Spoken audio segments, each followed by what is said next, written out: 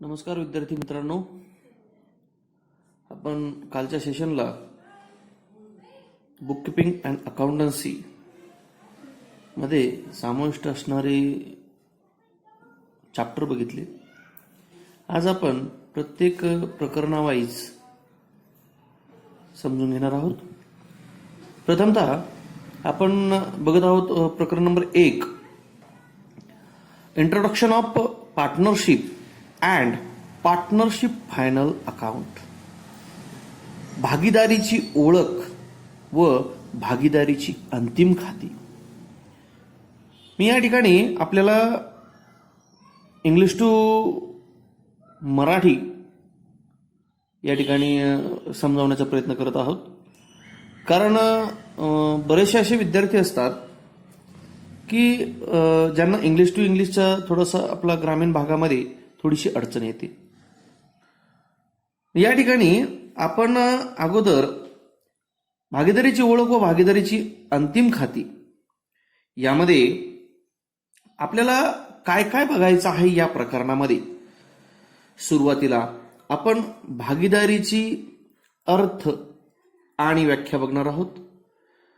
त्यानंतर भारतीय भागीदारी कायदा 1932 आणि त्यानंतर भांडवल खात्याची पद्धती. Meaning and definition of partnership, the Indian partnership act 1932, and then after methods of capital account. त्यानंतर आपण हे आत्मसात केल्यानंतर, शिकल्यानंतर, समजून घेतल्यानंतर आपल्याला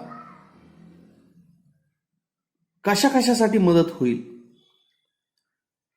तर त्यामध्ये the student will be able to, या प्रकरणाचा अभ्यास केल्यानंतर विद्यार्थी हे सक्षम होतील.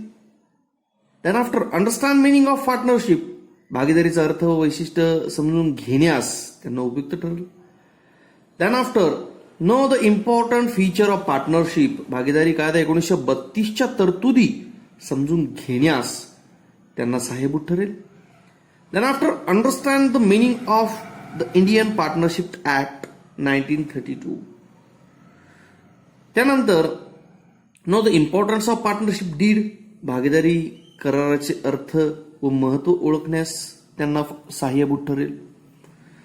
Then after understand the provisions application in the absence of partnership deed, भागीदारी कराराचे अभावी लागू होण्यासाठी किंवा त्याच्यामध्ये असणाऱ्या तरतुदी समजण्यासाठी. Then after know how to maintain capital account of the partner, भागीदाराची भांडवली खाती कशा प्रकारे ठेवली जातात किंवा भांडवली खाती कशा प्रकारे तयार केली जातात याची माहिती. प्रामुख्याने आपल्याला भागीदारीचा अर्थ आणि भागीदारीची व्याख्या हा भाग आपल्याला या ठिकाणी समजून घ्यायचा आहे.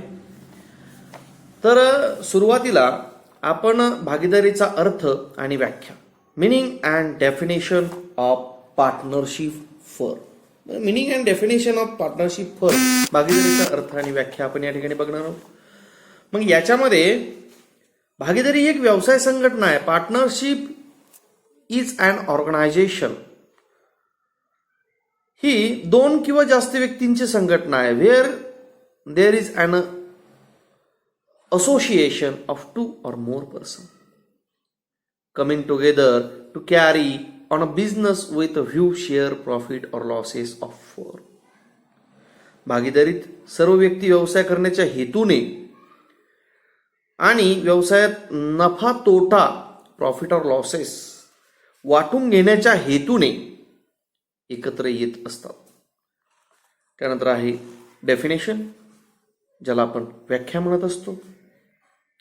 Indian partnership act 1932 section 4 defines, भारतीय भागीदारी कायदा 1932 सेक्शन कलम 4 नुसार the partnership as it is the relation between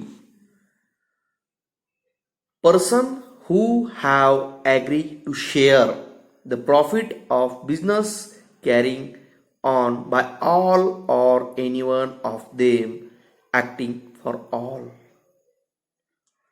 भारतीय भागीदारी कायदा 1932 नुसार भागीदारी म्हणजे it is a relation between person.